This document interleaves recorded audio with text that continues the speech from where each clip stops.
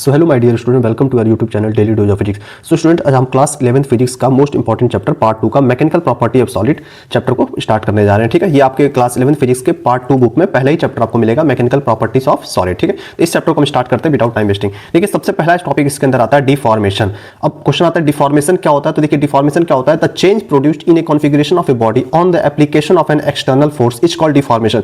यानी किसी भी बॉडी पर अगर हम बाहर से एक्सटर्नल फोर्स लगाते हैं तो उस बॉडी के अंदर डिफॉर्मेशन आता है, उस बॉडी के शेप साइज में चेंज आ जाता है, उसी को हम डिफॉर्मेशन बोलते हैं। जैसे सपोज करिए इस पेन को ही अगर हम क्या करें, बाहर से अगर इसको ऐसा फोर्स लगाओ तो अगर इसको फोर्स लगाता तो इसके अंदर अगर शेप साइज में अगर चेंज आता, सपोज करिए दब गया या सपोज करिए थोड़ा सा खिंच गया, तो अगर इसके शेप साइज में चेंज आता तो इसको हम डिफॉर्मेशन बोलते हैं। ठीक है, तो ऐसी प्रॉपर्टी को डिफॉर्मेशन बोला जाता है। आई होप आपको डिफॉर्मेशन समझ में आ गया। The change produced in A configuration of body, किसी भी बॉडी के कॉन्फिगरेशन में शेप साइज में अगर चेंज आता है on the application of an external force, external force लगाने से तो उसी प्रॉपर्टी को डिफॉर्मेशन बोला जाता है और इसी फिनोमेना को हम डिफॉर्मेशन भी बोलते हैं। ठीक है, डिफॉर्मेशन समझ में आ गया।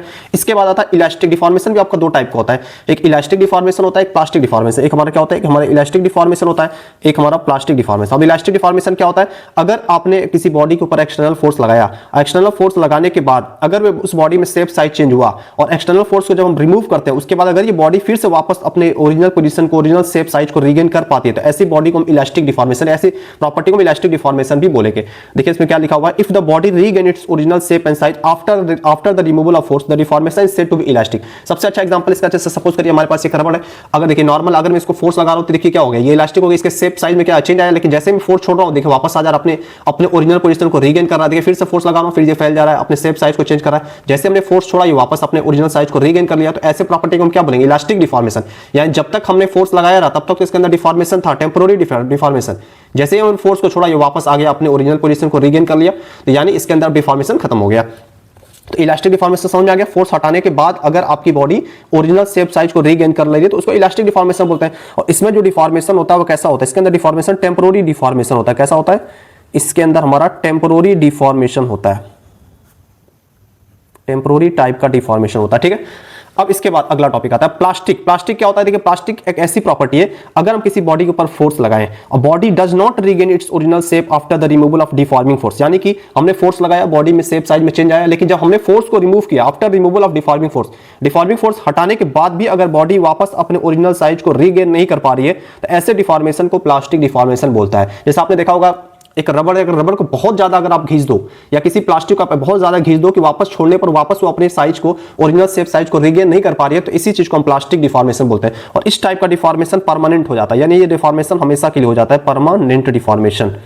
ये वापस अब कभी सही नहीं होगा, ये परमानेंट डिफॉर्मेशन हो जाता है ये। ठीक है, तो आई होप आपको समझ में आ गया इलास्टिक डिफॉर्मेशन, प्लास्टिक डिफॉर्मेशन, दो टाइप का डिफॉर्मेशन था। ठीक है, इसके बाद देखिए डिफॉर्मेशन हमने क्या बताया, दो टाइप का डिफॉर्मेशन होता है, एक इलास्टिक डिफॉर्मेशन, एक होता है हमारे पास प्लास्टिक डिफॉर्मेशन। ठीक है, अब इलास्टिक डिफॉर्मेशन हमने क्या बताया था, टेम्पोररी चेंज आता है, जब तक आप फोर्स लगाए रहोगे तब तक डिफॉर्मेशन रहेगा, शेप साइज चेंज रहेगा, जैसे ही फोर्स को छोड़ोगे ये वापस अपने ओरिजिनल पोजीशन को रीगेन कर लेगा। इसका एग्जांपल क्या, तो या तो कोई आप हेलिकल स्प्रिंग ले लीजिए, या आप एग्जांपल के लिए आप एक रबड़ भी ले सकते हो, लाइट रबड़ भी ले सकते हो। ठीक है ना, स्टील भी इसमें एग्जांपल ले सकते हो। इसके बाद अब दूसरा डिफॉर्मेशन क्या था, प्लास्टिक डिफॉर्मेशन, जिसमें परमानेंट चेंज आ गया, आपने फोर्स इतना ज्यादा लगा दिया कि फोर्स छोड़ने पर, फोर्स को हटाने के बाद भी वे अपने ओरिजिनल शेप साइज को रीगेन नहीं कर पा रहा है, तो ऐसे डिफॉर्मेशन को हम क्या बोल रहे हैं, परमानेंट टाइप का डिफॉर्मेशन, परमानेंट चेंज आ गया। एग्जांपल इसका क्या होता है, पुट्टी हो गया, मड हो गया, आपने देखा होगा ना मिट्टी वगैरह का, मिट्टी अगर उसके अंदर अपना अंगूठे से दबा दिया या किसी चीज को कंप्रेस कर दिया तो उसी शेप को ये रीगेन कर लेता है, फिर वो सही नहीं होता। तो जैसे पुट्टी हो गया, मड हो गया, ये सब एग्जांपल है प्लास्टिक डिफॉर्मेशन का। ठीक है, अब इसके बाद इसके अंदर दो प्रॉपर्टी और हमको पढ़नी रहती है, जैसे कि एक होती है इलास्टिसिटी, एक होती है प्लास्टिसिटी। ये दोनों प्रॉपर्टी आपको इस चैप्टर में पढ़ना है, सबसे ज्यादा इंपॉर्टेंट है इलास्टिसिटी। ये इलास्टिसिटी आपके पूरे चैप्टर में है। तो इलास्टिसिटी क्या होता है, देखिए इसको समझते हैं। इलास्टिसिटी बेसिकली किसी बॉडी की वो प्रॉपर्टी, देखिए यहाँ पर क्या दिया, elasticity is a property of a body by virtue which it tends to regain its original shape and size when the applied force is remove. यानी इलास्टिसिटी किसी बॉडी की वो प्रॉपर्टी है कि अगर किसी बॉडी के ऊपर हमने फोर्स लगाया, उसके अंदर शेप साइज चेंज आया, लेकिन जैसे ही हमने फोर्स को छोड़ा वो वापस अपने शेप साइज को रीगेन कर लिया, ओरिजिनल शेप साइज में चला गया, तो इसी प्रॉपर्टी को इलास्टिसिटी बोलता है, इसी प्रॉपर्टी को इलास्टिसिटी बोला जाता है। और जो इस प्रॉपर्टी को फॉलो करता है उसको इलास्टिक बॉडी बोला जाता है। ठीक है, इसके बाद आता है प्लास्टिक। इलास्टिसिटी का एग्जांपल क्या होगा, रबड़ हो सकता है, कोई हेलिकल स्प्रिंग हो सकती है, सब इलास्टिसिटी है। जैसे ये एग्जांपल हमने दिया, देखिए इलास्टिक बॉडी है, इसको हमने खींचा, ठीक है, फोर्स लगाया, डिफॉर्मेशन आया, ठीक है, शेप साइज में चेंज हुआ, जैसे हमने फोर्स छोड़ा वापस अपने ओरिजिनल पोजीशन को रीगेन कर लिया, तो ये कैसी बॉडी, इलास्टिक बॉडी है। और इस बॉडी की प्रॉपर्टी को हम क्या बोलेंगे, इस बॉडी की प्रॉपर्टी को हम इलास्टिसिटी बोलेंगे। ठीक है, इसके बाद नेक्स्ट पार्ट आता है हमारा प्लास्टिसिटी। अब ये प्लास्टिसिटी प्लास्टिसिटी क्या होता है इसको देखिएगा, ये भी एक ऐसी किसी भी बॉडी की वे property which allow it to retain its deform shape permanently, it's called plasticity. मतलब प्लास्टिसिटी में क्या होता है कि हमने फोर्स लगाया, मान लीजिए बॉडी में डिफॉर्मेशन हुआ, बॉडी का शेप साइज चेंज हो गया, बॉडी घिंच गई, लेकिन अब हम देख रहे हैं कि जैसे ही हम फोर्स को रिमूव कर रहे हैं, फोर्स को छोड़ रहे हैं, फिर भी बॉडी वापस अपने ओरिजिनल शेप साइज को रीगेन नहीं कर पा रही, उसके अंदर परमानेंटली डिफॉर्मेशन आ गया। परमानेंटली डिफॉर्मेशन का मतलब कि वो बॉडी अब पूरी तरह से चेंज हो गई, अब ओरिजिनल शेप साइज को रीगेन नहीं कर पा रही है, तो ऐसी बॉडी को हम क्या बोलते हैं, ऐसी बॉडी को हम प्लास्टिसिटी, यानी ऐसे प्रॉपर्टी को हम प्लास्टिसिटी बोलते हैं, और जो इस प्रॉपर्टी को फॉलो करता है उस बॉडी को, उस प्रॉपर्टी को हम क्या बोलते हैं, या उस बॉडी को क्या बोलते हैं, प्लास्टिक बॉडी बोलते हैं। तो आई होप आपको फर्स्ट पेज का हमने नोट्स जो आपको एक्सप्लेन किया वो समझ में आ गया होगा। अब हम चलते हैं अपने दूसरे पार्ट में। सो देखिए, अब हम आते हैं स्ट्रेस। अब अगली टॉपिक हमारी स्ट्रेस। अब स्ट्रेस क्या होता है, ये भी इंपॉर्टेंट टॉपिक है। स्ट्रेस आप क्लास 12th में इसका यूज होगा और क्लास 11th में बाकी बहुत सारे चैप्टर में स्ट्रेस का यूज होने वाला है। सबसे पहले इसका ये सिंबल समझ लीजिएगा कि स्ट्रेस का सिंबल होता है सिग्मा, जैसे फोर्स का सिंबल F यूज करते हैं, मास का M यूज करते हैं, ठीक है, लेंथ का L यूज करते हैं, वैसे स्ट्रेस का सिंबल होता है सिग्मा, ठीक है। अब ये स्ट्रेस क्या होता है, देखिए जनरली जो हम लोग एग्जामिनेशन प्रेशर, जब एग्जाम आता है तो हम स्ट्रेस लेते हैं, टेंशन लेते हैं, वे वाला स्ट्रेस ये नहीं है, ठीक है। ये स्ट्रेस थोड़ा अलग है। जैसे आपने टेंशन पढ़ा था तो एक रस्सी में लगता था टेंशन, जब रस्सी या वायर को हम टाइट करते तो उसके अंदर टेंशन फोर्स आता, तो वे टेंशन अलग होता है फिजिक्स वाला, और जो आप एग्जाम का टेंशन लेते हो वे अलग होता है, ठीक है। तो ये वे वाला स्ट्रेस नहीं है। फिजिक्स में स्ट्रेस क्या होता है, देखिए, it is defined as the restoring force developed per unit area of cross section of the body. Stress होता है restoring force per unit area किसी भी बॉडी को, उसी को स्ट्रेस बोलते हैं। Stress sigma is equal to force upon में एरिया, यही फॉर्मूला आपका प्रेशर का होता था। जैसे एग्जांपल के लिए सपोज करिए हमने यहां पर एक स्प्रिंग लिया, ठीक है, और मान लीजिए इस स्प्रिंग को हम एक्सटर्नल फोर्स लगा के इसको खींच रहे हैं। एक्सटर्नल फोर्स जो हम फोर्स लगा के स्प्रिंग को स्ट्रेच किया, अब जब हम एक्सटर्नल फोर्स लगाएंगे तो स्प्रिंग खींचेगी, और जब स्प्रिंग खींचेगी तो आपको पता है कि स्प्रिंग भी क्या करेगी, न्यूटन्स थर्ड लॉ के अकॉर्डिंग अगर हम एक्सटर्नल फोर्स बाहर की तरफ लगा रहे हैं तो स्प्रिंग भी क्या करेगी, इक्वल एंड अपोजिट फोर्स लगाएगी एक इनवर्ट की डायरेक्शन में। ये स्प्रिंग क्यों फोर्स लगाएगी, ताकि स्प्रिंग चाहेगी कि बॉडी वापस अपने मेन पोजीशन पर रीस्टोर कर ले, तो इस फोर्स को हम रीस्टोरिंग फोर्स बोलते हैं। इस फोर्स को हम क्या बोलते हैं, रीस्टोरिंग फोर्स, जो जिस एक्सटर्नल फोर्स को रीस्टोर करना चाहिए, वापस अपने मेन पोजीशन पर ले जाना चाहिए। तो यही होता है स्ट्रेस। क्या होता है, किसी भी बॉडी पर it is defined as the restoring force developed per unit area of cross section of the body, इसी को स्ट्रेस बोलते हैं। अब देखिए, जितना ज्यादा हम एक्सटर्नल फोर्स लगाएंगे रीस्टोरिंग फोर्स भी ज्यादा होगा, ठीक है। जितना कम एक्सटर्नल फोर्स लगाएंगे, हम थोड़ा सा फोर्स लगाएंगे, सपोज कि हम 2 न्यूटन का फोर्स लगा खींच रहे हैं, तो रिस्टोरिंग फोर्स भी कितना होगा, 2 न्यूटन का फोर्स होगा। तो स्ट्रेस होता है restoring force per unit area is known as stress, इसी को हम स्ट्रेस बोलते हैं। एसआई यूनिट इसकी क्या होगी, फोर्स का होता है न्यूटन, तो न्यूटन, एरिया का मीटर स्क्वायर। देखिए फोर्स का होता है न्यूटन, एरिया का होता है मीटर स्क्वायर, तो एसआई यूनिट क्या आ गया हमारा, न्यूटन पर मीटर स्क्वायर। तो न्यूटन पर मीटर स्क्वायर, या तो पास्कल, प्रेशर का भी फॉर्मूला ये होता था फोर्स अपॉन एरिया, तो इसको पास्कल भी बोल सकते हैं। डायमेंशनल फॉर्मूला ऐसा कैसे निकलेगा, न्यूटन पर मीटर स्क्वायर, इसके एसआई यूनिट डायमेंशनल फॉर्मूला कैसे आएगा, देखिए निकाल सकते हो। फोर्स का डायमेंशनल फॉर्मूला क्या होता है, m/L/T-2, ठीक है। स्ट्रेस का डायमेंशनल फॉर्मूला हम निकाल रहे हैं सिग्मा का। एरिया क्या होता है, एरिया का मीटर स्क्वायर यानी L का स्क्वायर, ठीक है। यहां बच्चे कई बार मीटर स्क्वायर में m का स्क्वायर लिख देते हैं, नहीं, m जो होता है मास के लिए होता है, मीटर यानी लेंथ के लिए L का स्क्वायर, ठीक है। अब L का पावर 2 है, ये L के पावर यहां कुछ नहीं मतलब 1 है, तो ये 2 ऊपर जाएगा तो क्या हो जाएगा, 1 - 2 -1 आ जाएगा, तो कितना आ जाएगा, m1L-1T-2, ये हमारा डायमेंशनल फार्मूला आ गया किसका, स्ट्रेस का। डायमेंशनल फार्मूला भी आपको याद रखना है, ठीक है। स्ट्रेस कैसी क्वांटिटी होती है, स्ट्रेस हमारे पास एक स्केलर क्वांटिटी होती है। स्ट्रेस स्केलर क्वांटिटी होती है। एक क्वेश्चन और आता है कि जो स्ट्रेस का डायमेंशनल फार्मूला ये किससे और मिलता जुलता है, किससे और रिलेटेड है, तो स्ट्रेस का जो डायमेंशनल फार्मूला होता है वही डायमेंशनल फार्मूला प्रेशर का भी होता है, वही डायमेंशनल फार्मूला हमारा प्रेशर का भी होता है, ठीक है। तो आई होप आपको स्ट्रेस समझ में आ गया होगा। स्ट्रेस याद रखिएगा, स्ट्रेस एक स्केलर क्वांटिटी है, वेक्टर क्वांटिटी नहीं है, ये डायरेक्शन को डिस्क्राइब नहीं करती है, ठीक है।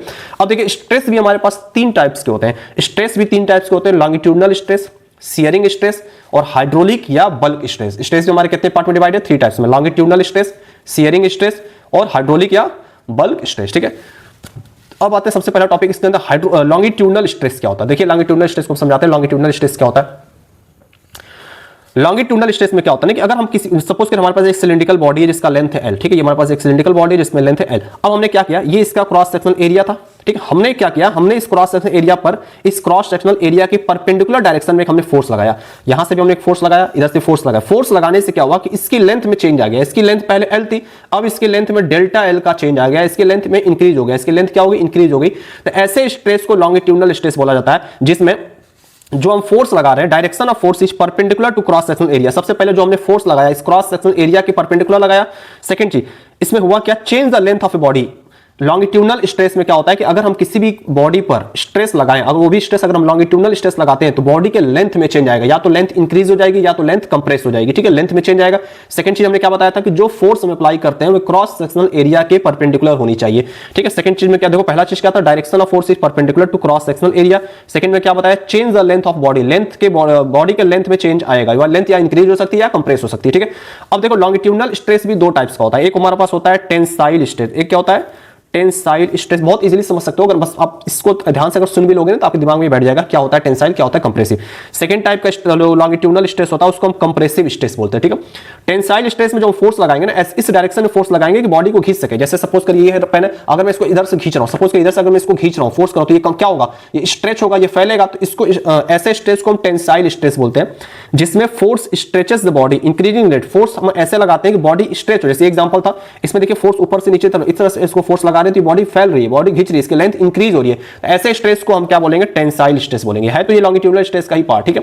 सेकंड कंप्रेसिव स्ट्रेस, नाम से पता चल रहा है कि इसमें हमको क्या करना है, इसमें हमको फोर्स लगा के कंप्रेस करना। अगर ये है तो इसको फोर्स लगा के दोनों तरफ से फोर्स लगा के इसको हम कंप्रेस करके इसके लेंथ को डिक्रीज करेंगे, कंप्रेस करके इसको लेंथ को डिक्रीज करेंगे, तो ऐसे स्ट्रेस को हम कंप्रेसिव स्ट्रेस बोलते हैं, ठीक है। तो आई होप आपको लॉन्गिट्यूडनल स्ट्रेस समझ में आ गया होगा। लॉन्गिट्यूडनल स्ट्रेस में क्या करना है, फोर्स लगाना है बॉडी के क्रॉस सेक्शनल एरिया के परपेंडिकुलर या नॉर्मल फोर्स लगाना है, बॉडी के लेंथ में चेंजेस लाना है, या तो उसका लेंथ को इंक्रीज करना है या तो उसको डिक्रीज करना है।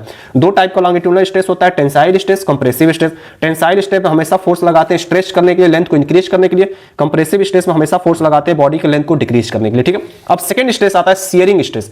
यहां बच्चों को थोड़ा सा कंफ्यूजन होता है तो इसको बता रहा हूं शियरिंग स्ट्रेस क्या होता है। देखिए शियरिंग स्ट्रेस में जो हम फोर्स लगाते हैं ना वे आपके सरफेस एरिया के पैरेलल लगाते हैं। जैसे आपने टेंजेंशियल सुना होगा, देखो जो हम फोर्स लगाएंगे ना इसमें पैरेलल या टेंजेंशियल टू सरफेस। टेंजेंशियल क्या होता है, जैसा सर्कल होता था, सर्कल के एक पॉइंट को टच करके जाने वाली लाइन को हम टेंजेंट लाइन बोलते थे, तो वैसे इस बार जो हम फोर्स लगाएंगे ना टेंजेंशियल फोर्स लगाएंगे, पैरेलल या टेंजेंशियल टू सरफेस, इस स्ट्रेस को बोलेंगे शियरिंग स्ट्रेस। स्ट्रेस मतलब फोर्स पर यूनिट एरिया। तो फोर्स कैसे लगानी है, सरफेस एरिया के पैरेलल लगानी है, सरफेस एरिया के परपेंडिकुलर फोर्स लगानी है। जैसे सपोज करिए हमारे पास ये है, अब इसको हमको फोर्स लगाना, तो ये इसका सरफेस एरिया, अब इस पर फोर्स कैसे लगाएंगे, फोर्स हम इस तरीके से लगाएंगे, ठीक है। इसको इसके पैरेलल, इस सरफेस के पैरेलल टेंजेंशियल फोर्स लगाएंगे, इसी फोर्स को बोला जाता है शियरिंग स्ट्रेस, ठीक है। तो देखिए इसमें फोर्स जो लगेगी पैरेलल लगेगी, टेंजेंशियल टू सरफेस लगेगी, ठीक है ना। इसके बाद इसके क्या चेंज आएगा, change the shape of the body. इसके अंदर कोई लेंथ वगैरह में चेंज नहीं आएगा, इसकी बॉडी के शेप में चेंज आएगा। नो चेंज इन वैल्यू, इसके वैल्यू में भी कोई चेंज नहीं आएगा, सिर्फ और सिर्फ क्या होगा, इसके शेप में चेंज होगा। एक और एग्जांपल से आपको सपोज करो, सपोज करिए हमारे पास ये कोई बॉडी है, ठीक है ना, ये हमारे पास एक बॉडी। अब हमको क्या करना है, इसके ऊपर फोर्स लगाना है। तो देखिए हमने इसको इसके सरफेस पर इस तरह से फोर्स लगाया, या मान लीजिए ऐसे बॉडी, हमने इसको फोर्स लगाना है, तो हम कैसे फोर्स लगा रहे हैं, इस तरीके से फोर्स लगा रहे हैं। अब मान लीजिए फोर्स लगाने से ऐसे बॉडी टिल्ट होगी, ठीक है। सपोज करिए फोर्स लगाने बॉडी ऐसी थी, हमने इसके ऊपर ऐसे सरफेस पर फोर्स लगाया, बॉडी इस तरह से टिल्ट होगी। देखिए इसके शेप में चेंज नहीं आया, इसके किस में चेंज आया, इसके बाद शेप में चेंज आया, इसकी कोई वैल्यूम वगैरह में कोई चेंजेस नहीं आया, ठीक है। तो ऐसे स्ट्रेस को हम शियरिंग स्ट्रेस बोलते हैं, ठीक है। तो इसमें दो पॉइंट ध्यान रखिएगा, फोर्स पैरेलल लगती है, टेंजेंशियल टू सरफेस लगती है, इसमें कोई चेंज द शेप से बॉडी का शेप चेंज होता है, कोई उसकी वैल्यू में चेंज नहीं होता है। और इसको डिटेल में पढ़ेंगे जब हम शियरिंग स्ट्रेन आपको पढ़ाएंगे तब बताएंगे, ठीक है ना। इसके बाद तीसरा आता है हमारे पास हाइड्रोलिक स्ट्रेस या बल्क स्ट्रेस। अब हाइड्रोलिक स्ट्रेस क्या होता है या बल्क स्ट्रेस क्या होता है, इसको समझते हैं। देखिए हाइड्रोलिक वर्ड जब भी सुनोगे, जब भी आप हाइड्रो या हाइड्रोलिक वर्ड सुनते हो तो समझिएगा लिक्विड या वाटर की बात कर रहा है, ठीक है। अब सपोज करिए हमारे पास कोई बॉडी, मान लीजिए बॉडी है, हमने क्या किया, इसको लिक्विड के अंदर डुबो दिया या इसको लिक्विड के अंदर इमर्स कर दिया। जब आपको पता है कि अगर हम किसी भी चीज को पानी के अंदर या लिक्विड के अंदर डुबोते हैं तो जो लिक्विड की मॉलिक्यूल्स या जो लिक्विड्स होते हैं वो उस ऑब्जेक्ट के ऊपर हर डायरेक्शन में चारों तरफ से उसके ऊपर क्या लगाएंगे, एक फोर्स लगाएंगे, ठीक है। क्या लगाएंगे, एक फोर्स लगाएंगे। जैसे सपोज करिए एक बॉडी थे, हमने इसको लिक्विड के अंदर डाला, अब देखो इसके चारों तरफ से एक कंप्रेसिव फोर्स लग रहा है, चारों तरफ से इसके ऊपर क्या लग रहा है, प्रेशर लग रहा है, फोर्स लग रहा है, ठीक है। तो ऐसे फोर्स को क्या बोला जाता है, हाइड्रोलिक स्ट्रेस या बल्क स्ट्रेस। ऐसे फोर्स पर यूनिट एरिया को हाइड्रोलिक या बल्क स्ट्रेस बोलते हैं, ठीक है। बल्क मतलब क्या होता है, चारों डायरेक्शन से पूरे बल्क में इसके ऊपर क्या लग रहा है, फोर्स लग रहा है, ठीक है ना। अब इसमें देखिए फोर्स का कुछ प्रॉपर्टी है, जो इसके ऊपर हम फोर्स लगाते हैं परपेंडिकुलर टू द सरफेस, यानी इसमें भी जो फोर्स लगेगा, ये जो फोर्स लग रही है, देखिए ये सरफेस के क्या, ये देखिए सरफेस के परपेंडिकुलर है। या मान लीजिए यहां हमने फोर्स लगाया तो ये फोर्स लग रही है उस सरफेस के क्या है, परपेंडिकुलर है। तो पहली point, perpendicular to the surface from all direction uniform pressure. और जो ये फोर्स लग रही होगी चारों डायरेक्शन में यूनिफॉर्म फोर्स लग रही होगी, बराबर फोर्स लग रही होगी चारों डायरेक्शन से, ठीक है। तो इस पॉइंट को भी आप इंपॉर्टेंट है, याद रखिएगा, ठीक है। Second point, change volume only shape remains है। देखिए इसके अंदर शेप चेंज नहीं होता, शेप तो यही रहेगा, बस ये दब जाएगा तो इसका वैल्यूम चेंज होगा। Change volume only shape remains है, ठीक है। यानी इसमें वैल्यूम में चेंजेस आता है, शेप में कोई भी चेंजेस नहीं आता, ठीक है। तो आई होप आपको तीनों टाइप का स्ट्रेस समझ में आ गया होगा, longitudinal stress, shearing stress, hydraulic या बल्क स्ट्रेस। देखिए अगर आप नोट्स बनाना चाहते हो तो मेरी वीडियो को पॉज करके भी आप नोट्स बना सकते हो, वरना जब लास्ट में अभी मैं पहला पार्ट लेके आपके आया हूं इस चैप्टर का, ठीक है। मान चलिए चैप्टर आपका 3 से 4 पार्ट में चैप्टर कंप्लीट हो जाएगा। अगर फिर भी आपको ऐसा लगता है कि हमको नोट्स बनाना है तो देखिए लास्ट में जब चैप्टर कंप्लीट होगा तो इस नोट्स का मैं पीडीएफ आपके डिस्क्रिप्शन बॉक्स, ये यूट्यूब के डिस्क्रिप्शन बॉक्स में डाल देंगे चैनल के, तो वहां से भी आप डाउनलोड कर सकते हो। या तो आप पॉज करके, वो ज्यादा बेटर होगा कि आप पॉज करके इस नोट्स को बनाओगे तो ये ज्यादा अच्छा रहेगा आपके लिए, ठीक है। चलिए नेक्स्ट टॉपिक हमारे लिए क्या आती है, नेक्स्ट टॉपिक। अच्छा एक क्वेश्चन है, इसमें क्वेश्चन को भी सॉल्व कर लेते हैं। देखिए बेसिक सा क्वेश्चन है। क्वेश्चन में क्या बोला है, ये स्ट्रेस के ही बेस पर क्वेश्चन है। Let a wire is suspended from a ceiling, rigid support, ceiling जो छत होती है ना, वहां से एक वायर को सस्पेंड, वायर को एक लटका दिया गया रिजिड सपोर्ट देके, and stretch by a weight, और उसको एक वेट लगा के स्ट्रेच कर दिया गया, ठीक है, एट इट्स फ्री एंड, उसके फ्री एंड पर वेट लगा के अटैच कर दिया गया। The longitudinal stress at any point of area of the wire, आपसे पूछ रहा है कि find the longitudinal stress. Longitudinal stress क्या होगा, तो इसका फिगर बनाते हैं। सपोज करिए ये एक सीलिंग सपोर्ट है, रिजिड सपोर्ट है, ठीक है, यहां पर एक रस्सी को, एक वायर है, तो वायर को हमने फ्रीली सस्पेंड कर दिया। अब ये वायर का फ्री एंड है, जो वायर का ये फ्री एंड है ना, यहां पर एक वेट लगा दिया। सपोज करो यहां पर एक क्या लगा दिया, वेट, ठीक है, इस वेट से रस्सी टाइट हो गई, वायर टाइट हो गया, वेट आपका क्या करेगा, ग्रेविटी इसको नीचे खींचेगी, तो वेट का डायरेक्शन क्या होगा, W बराबर mg नीचे होगा, ठीक है, वेट का इसका डायरेक्शन क्या होगा, W बराबर mg। आपको इस क्वेश्चन में क्या पूछ रहा है, the longitudinal stress at any point of the area of the wire. Longitudinal stress, तो हमको पता है कि लॉन्गिट्यूडनल स्ट्रेस में जो फोर्स लगती है वो किसी भी सरफेस के या किसी भी बॉडी के परपेंडिकुलर एक्ट करती है, उसके एरिया के परपेंडिकुलर एक्ट करती है। तो ये जो फोर्स लग रही है, देखिए इसके क्या एक्ट कर रही है, परपेंडिकुलर एक्ट कर रही है। तो लॉन्गिट्यूडनल स्ट्रेस का फॉर्मूला क्या होता है, स्ट्रेस का फॉर्मूला क्या होता है, फोर्स अपॉन में एरिया, ठीक है। तो यहां फोर्स कितना लग रहा है, ये वेट ही तो फोर्स लग रहा है, जो ग्रेविटेशनल फोर्स, जो वेट इसका mg लग रहा है, ये फोर्स नीचे लग रहा है, और एरिया इसका कितना होगा, इसका एरिया a है, तो इसका आंसर क्या आ जाएगा, W/A। तो W/A यानी कि सेकंड आपका ये ऑप्शन होगा। और ये क्वेश्चन आपका नीट क्वेश्चन का, नीट 2024 में आया हुआ क्वेश्चन है। देखिए कितना सिंपल क्वेश्चन आया हुआ, अगर आपको कॉन्सेप्ट पता है तो इजिली आप सॉल्व इसमें कर लेंगे, ठीक है।